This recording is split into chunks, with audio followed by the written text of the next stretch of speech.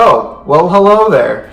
My name is Ethan, and I recently just graduated from university. I thought that I would take the time to create a video just kind of saying some things that you can do to help you be successful at university. So these are the 10 things that may help you be successful at university. So go to class. You want to think of class kind of like a job. If you don't go to your job, are you going to get paid? No. So you want to go to class. This is so easy to do. You literally just have to go to class and you'll get good grades. Like, this is guaranteed. So for myself, when I was in class and the prof's talking about something, and then when it comes to the midterm, if I didn't know the answer, I remembered what the prof said in class. So it helped me that way. So if this helped me, it might help you.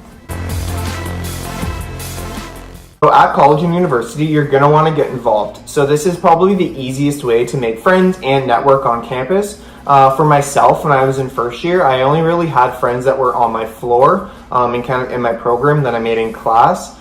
It wasn't until second year that I really got involved. I was an orientation week icebreaker, which is basically just like a leader that helps first years facilitate their transition to university. So this is where I really networked with a lot of people on campus. I didn't just make friends in my program, I made friends outside my program in different years, a lot of first years. It got to the point where I'd be walking to campus and I'd be like, hey, how are you doing? And yeah, so you're gonna wanna get involved. This is the easiest way to get notes. Just get involved. I can't stress that enough. So you're going to want to organize your time. So for myself, I didn't like doing homework on weekends because who likes doing homework on weekends? So I would prioritize my time during the week and get all of my work done from Monday to Thursday because I consider Friday as kind of the weekend.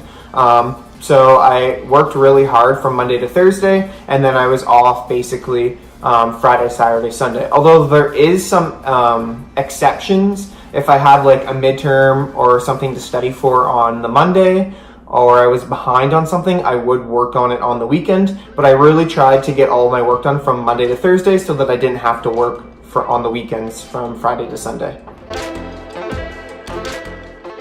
Okay, so this isn't really a tip for your success. I mean, other than you probably buy the textbooks. Actually, don't buy the textbooks. Read the syllabus or go to a few classes and then decide if you really need the textbook. Only really buy the textbook if there's an assignment that requires the textbook or your prof says that it will be very beneficial, because generally the profs say all the material that you need to know for your midterm or the exam in the class, so you don't really need the textbook. But if you're going to buy the textbooks, look through the school library first. So I didn't get onto this trick until third year, and I would have saved thousands of dollars. So basically I would go to the bookstore, see what books I needed. I would look at the title, and then I would go onto the school library, type that title in, and then if it popped up, I would order it through the library. It's free. And then you have the textbooks for the whole semester. Simple. Do it. So you're going to want to start studying early.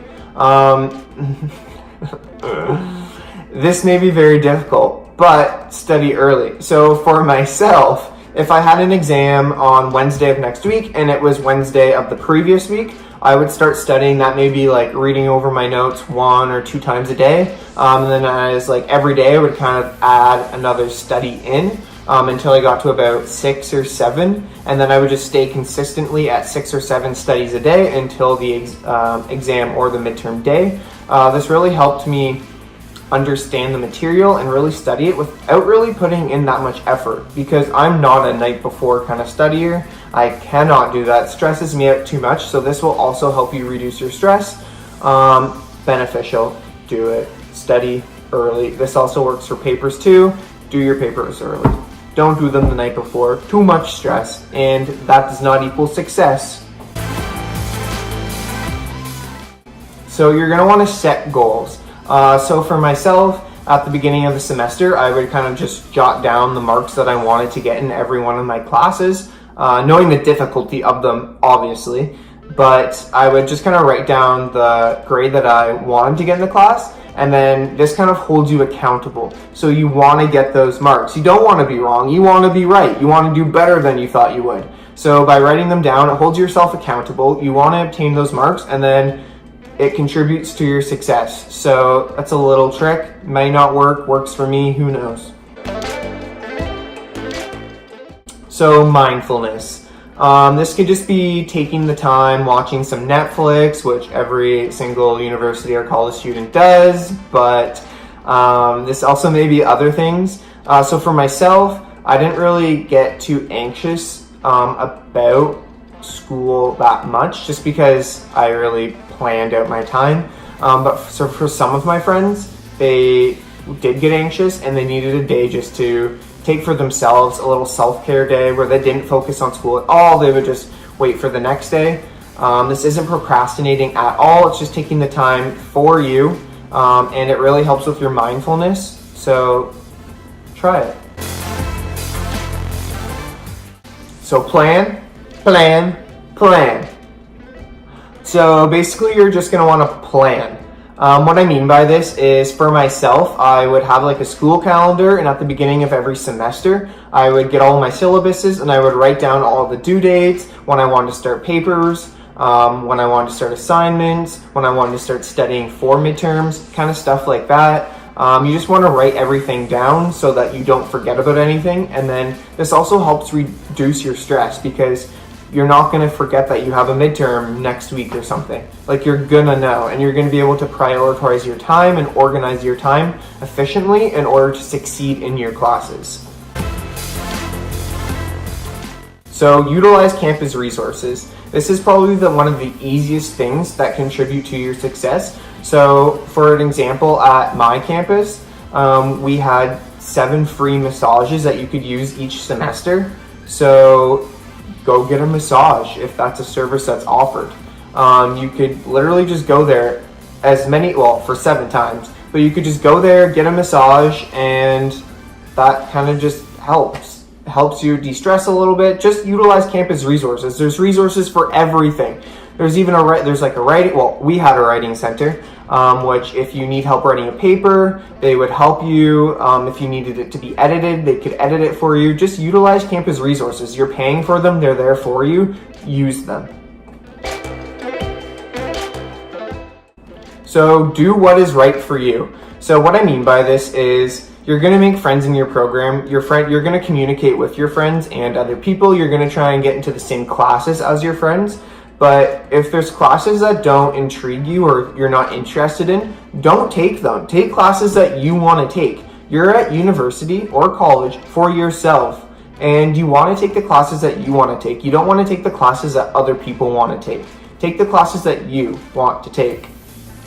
Take those classes.